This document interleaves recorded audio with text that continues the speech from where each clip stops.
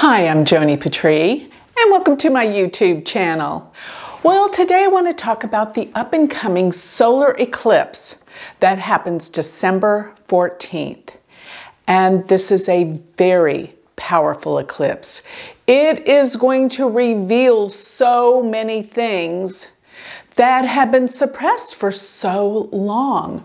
Remember, eclipses always bring out of the darkness something we couldn't see before.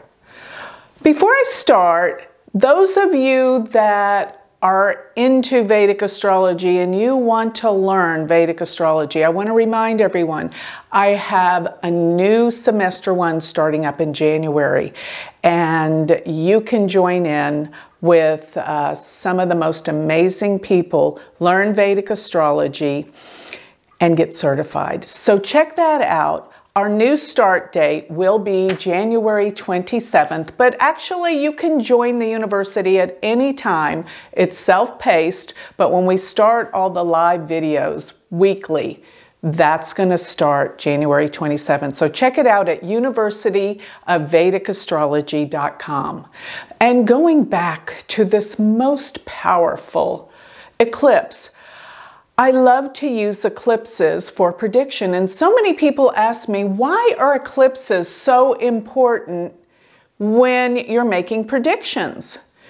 Well, let me explain this. When we have an eclipse, it's when you bring together the sun and the moon with Rahu and Ketu. The sun and the moon are the lights in our solar system. In our charts, they are the luminaries. And the sun is so important. It's what gives you life. It's your spirit. It's your Atma. That is profound. And so much astrology in the world has been based on sun signs, where the sun is. It is where your light is. It's where your inspiration. And remember, our world, on planet Earth, it is so much about the sun and the moon. It's a duality. It is the male, the female, the night, the day, the dark, the light. And the moon is what illuminates the light in the nighttime. So the night is, the darkness is brought to light from the moon. The moon is a receptive quality in life. It's the emotional quality, and it is the most important planet in the Vedic chart. Why? Because it directs your entire dasha sequence, when things will evolve and happen in your life. The moon is that important. So when we take the lights in the chart, the sun and the moon, and we bring them together as in a full moon or a new moon. And they're tied up with the nodes, Rahu and Ketu, Rahu being the north node of the moon, Ketu being the south node of the moon. This means a certain destiny. This means a certain transformational change.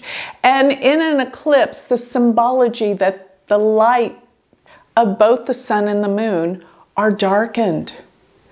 This means that you go within. There's something powerful about what will come out of the darkness. That's incredible to understand what they are symbolically representing. So I always say, when you're thinking about eclipses, you always want to go back to the last time that Rahu and Ketu were in the same signs that they are currently, to better understand what it's going to mean in your personal life. And that's where we want to go with this, because when you work with yourself within, that is such a beautiful, powerful reflection that takes place in the world. I love that. That is so profound when you think about the power you have to change and shift things in the world by shifting yourself. You have to realize this is where it's at, okay? So Rahu and Ketu, they take 18.5 years to go through all 12 signs. So it was the last 18.5 years ago that these eclipses were occurring in the same sign that they are now. So go back and think about what happened to you around the year of 2002. What came out? What were you there to understand? And what was revealed to you out of the dark to change, to work on? This is what is going to be happening in some respect for you again. Because the transiting Sun, Moon, and Rahu and Ketu, they will be in the same placements they were in 2002 right now. So what is it uncovering? What are you seeing? What are you feeling? Eclipses are powerful for bringing up emotion. Remember, the moon is with the sun. A lunar eclipse is when you have a full moon, when the sun and the moon are opposed with Rahu and Ketu. And a solar eclipse is when you have the sun and the moon, a new moon, when they're conjunct with either Rahu or Ketu. And it's an eclipse season because we had a lunar eclipse on November 30th. And 2 weeks later, we have the solar eclipse because we go from the full moon to the new moon. Very significant. This is all about the cycles of the sun, the moon, and the determinants of our destiny, which is Rahu and Ketu. Let me talk a little bit about what this eclipse is about, because not only do we have the sun and the moon coming together, we have them coming together with either Rahu or Ketu when you have a solar eclipse. This solar eclipse involves Ketu. So 6 months later in June, we're going to have the solar eclipse. Again, there's 2 eclipses a year, solar eclipses that is, and they're always 6 months later. So there's only 2 a year, and this year they're falling in the full moon Taurus Scorpio, the new moon Scorpio. Scorpio is so intense. You have to know that is a sign of intensity and deep-seated amazing realizations. This is the sign that deals with life and death. It's relative, Scorpio is the 8th sign, so it's relative to the 8th house, which deals with what? Death and rebirth, major transformations. It deals with the world beyond this world. What happens when we die? That's what Scorpio will teach us. And of course, we have many deaths throughout our lives, times that we feel like it was so gut-wrenching, the changes we went through, that we felt like we were dying. But guess what comes out of that?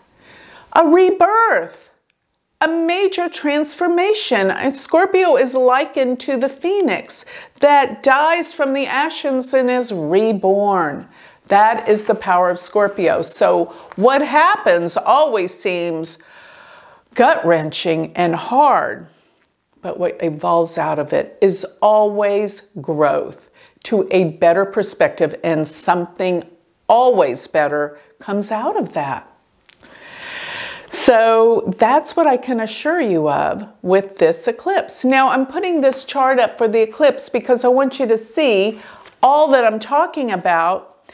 And so this is the solar eclipse for December 14th. As you can see, when we talk about the eclipse degree, we're talking about where the new moon is, where the sun and the moon are exactly the same degree. And if you will look, that degree is 28 degrees, 59 minutes, Scorpio. That is just sitting right there pretty much at 29 degrees. 28, 29 degrees of Scorpio is what? Gandanta. Gandanta planets are when a planet is in the very last few degrees of water or the very first degrees of fire. But I have always seen when it's in the water that it is so emotional. Water signs are emotional. And Gandanta means not. Yes, it means not. But my teacher always told me it represents drowning. And that's symbolic of feeling like you're out of control. When you're drowning, you can't get your breath. You can't grasp a whole of anything, it's very difficult. So I want you to know that Gandanta planets are profound. And because they do symbolize drowning, it can also symbolize storms, floods, literally drowning. But figuratively, it means something is about to happen in this world that will make us all feel out of control. Well, should I say is about to happen? It's happening. Look at the world.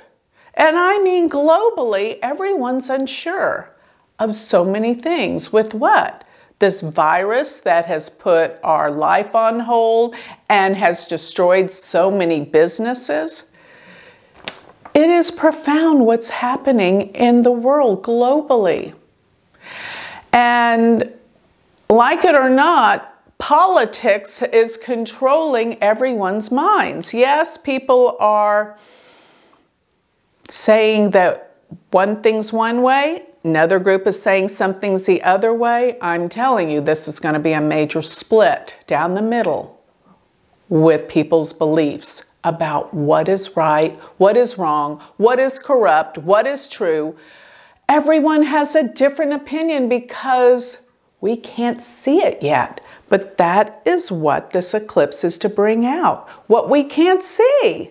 So I always say a lot of corruption scandals show up around the time of eclipses. And another thing about this eclipse, I want you to note where Neptune is. Now, you know I'm a big follower of the outer planets, generally not used in Vedic astrology, but because I know they work, I would never look at a chart without them. I even wrote a trilogy this year, one on Neptune, one on Uranus, and one on Pluto, because they have such an effect on the mass consciousness.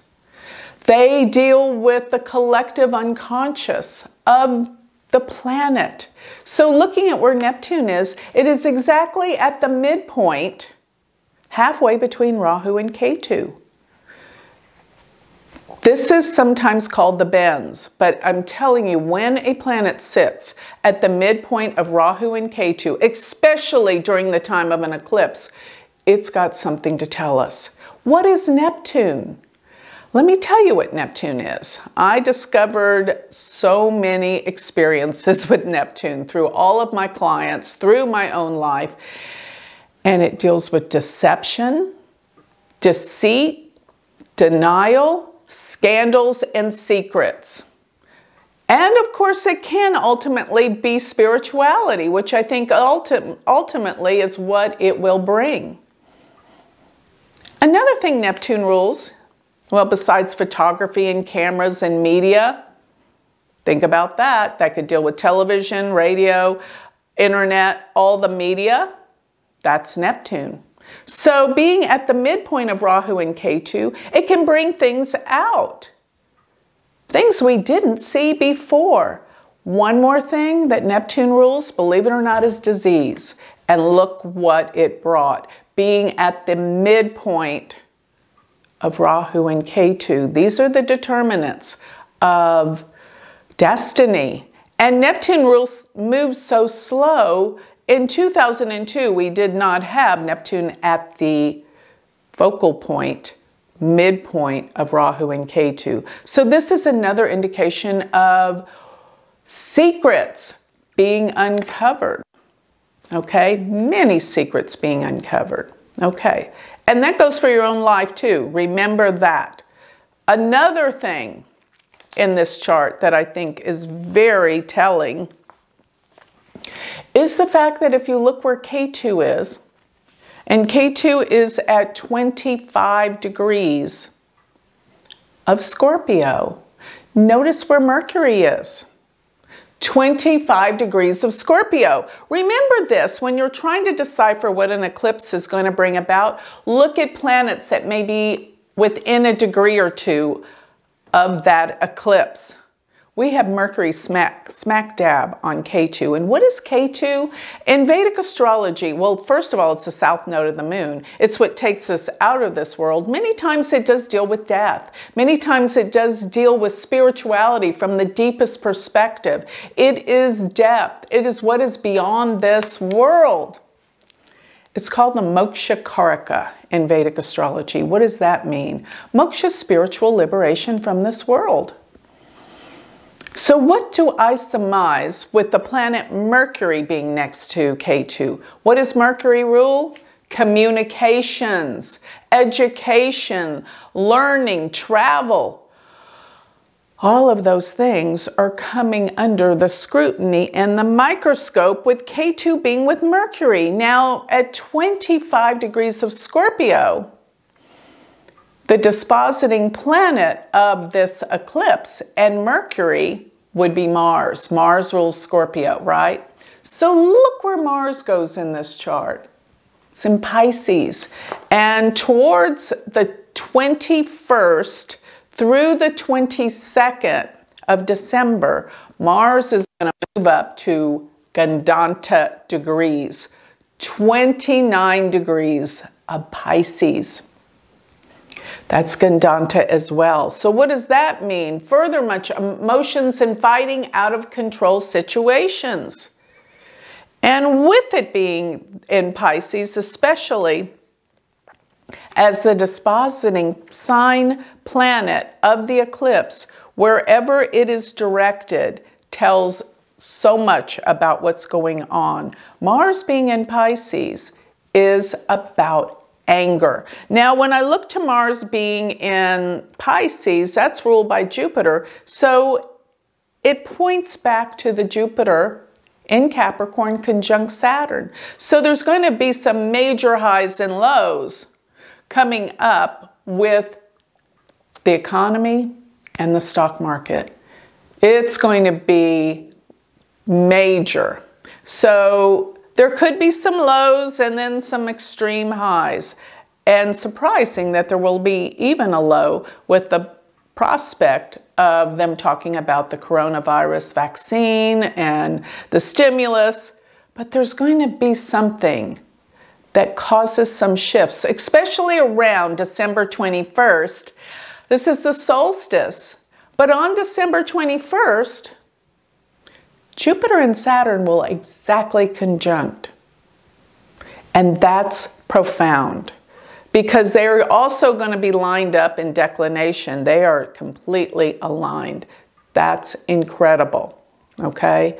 So I think this is like a major shift in what we think, where the governments are going and the stock market. You're going to see some big changes, and things are going to reverse around this time. A lot is coming out. So what else do I see? Looking at that 25 degrees of Scorpio, where K2 is in Mercury, they are in the nakshatra called Jyesta. The nakshatras are so powerful for indications of meaning. What does this mean? Jyesta, the whole mythology behind this nakshatra, deals with, well, one thing, jealousy. Because when you talk about Jyesta, which was the eldest sister of the 27 nakshatras, when they are depicted in the myth of them being all sisters, the moon, which travels through a nakshatra, one per day. The moon actually travels 13 degrees, 20 minutes per day. And that is the degree marking of each nakshatra.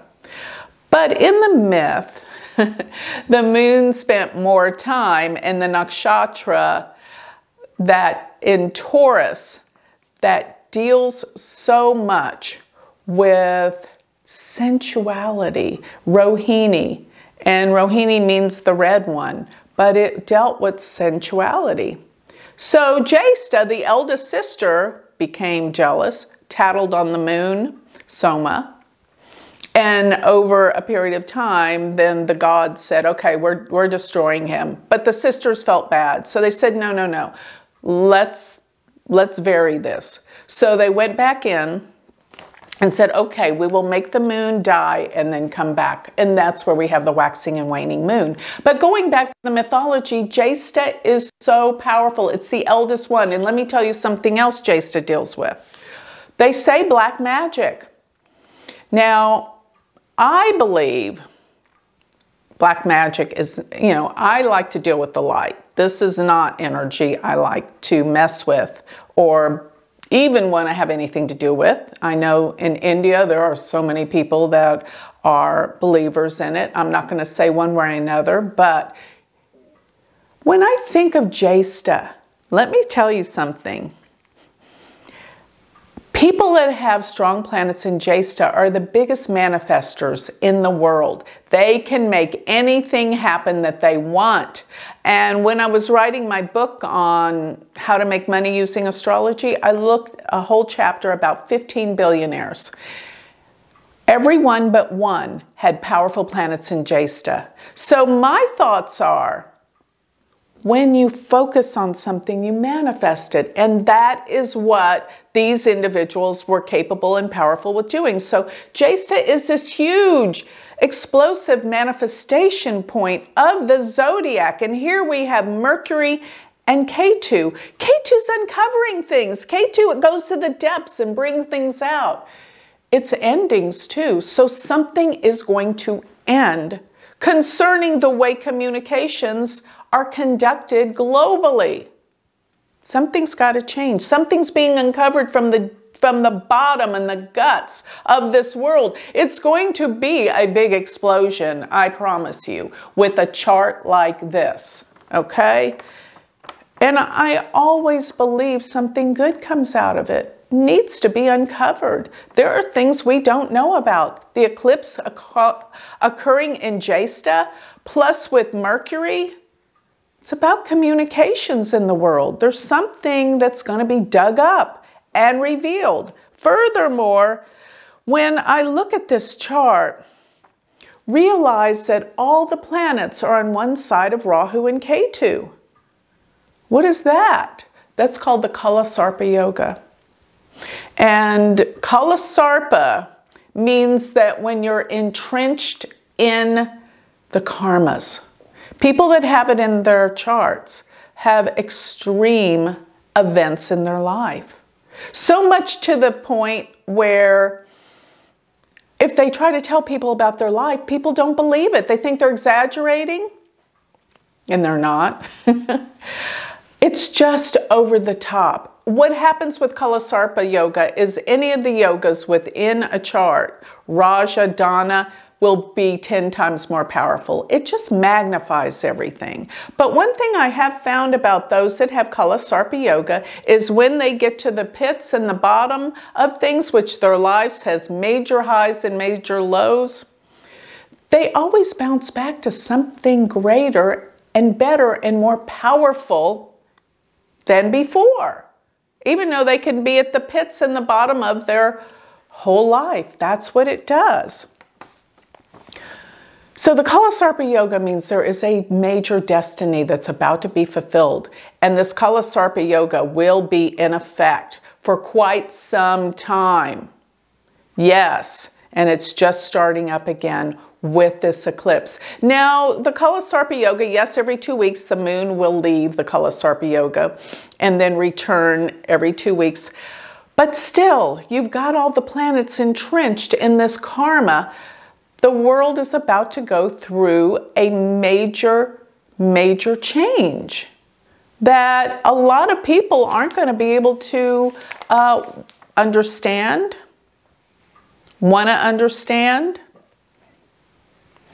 but it's going to reveal some things that bring truth out. And when the truth is revealed, we are healed. There is going to be a healing on this planet that needs to happen, and it's coming. And I see this clearly in this chart. Whether I know exactly what this truth is that's coming out, I'm not saying I do. but I know something deep and dark is being purged because of the sign Scorpio, the sign Jesta,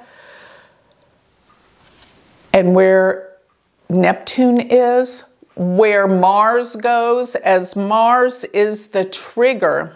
And let me just say this, as Mars comes into Aries on the 24th of December, that's going to be a major trigger of where things aren't in the dark as much. Because, you know, Pisces is the last sign of the zodiac. It's like endings. Things are coming to an end with Mars being there. But now that Mars is moving forward into Aries, now we're going to get some traction and finally move forward on all these things that were really affecting the world. The coronavirus, the presidential elections, all of those things there's stuff being brought to the surface. Everything. The truth heals. And when we know what's wrong, then we can work on it. It's just like disease. You can't heal yourself if you don't know what you're working on. So a lot of things are going to be uncovered. And then we can heal. That's going to be wonderful. I have great aspirations about what is unfolding over the next few years. So another thing is, you know, don't forget this Jupiter-Saturn conjunction on the 21st. They are occurring at 6 degrees of Capricorn. Now, that was the exact degree that Mars and Saturn hit. 6 degrees of Capricorn, March 31st. What happened that day? The stock market plummeted. And then it rose. As I said, it will rise quickly. And it did. And you're going to find there's going to be some similarities because some of the things that are going to hit the news are going to change directions in possibly the economy. And this could be, you know, coronavirus, whatever. All of these things are surfaced very, very, very soon. And I'm not saying I know exactly what they are, but I do know it's going to be healing. And that's the hope that I can leave with everyone. The coronavirus in 2021 will be pretty much gone. We are not going to be like this forever. We're almost at the end. This eclipse tells us we're almost at the end. I will say this, when Mars does leave Aries and goes into Taurus with Rahu between February 22nd and April 13th, watch how everything comes to exposure, because then Mars is triggering the eclipse degrees.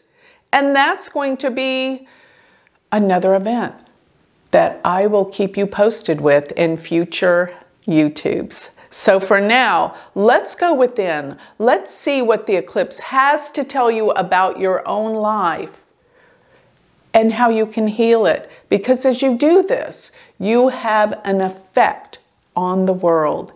That's the power you have. So with that, before I'd like to close, please notice, go to my website, galacticcenter.org. Notice all the beautiful jewelry I have now a jewelry line of malas and spiritual jewelry. So please take note of that. Go to galacticcenter.org. And don't forget, the University of Vedic Astrology is starting in January. You can sign up now and start taking the classes, get involved to learn Vedic astrology. And don't forget, one more thing, sign up for my free newsletter when you go to my website, because then you will get all of these dissertations written out, delivered to your email address. So with that, I'd like to close. And please take this time, do a meditation on this solar eclipse to go within and see where you can heal your life. Thank you.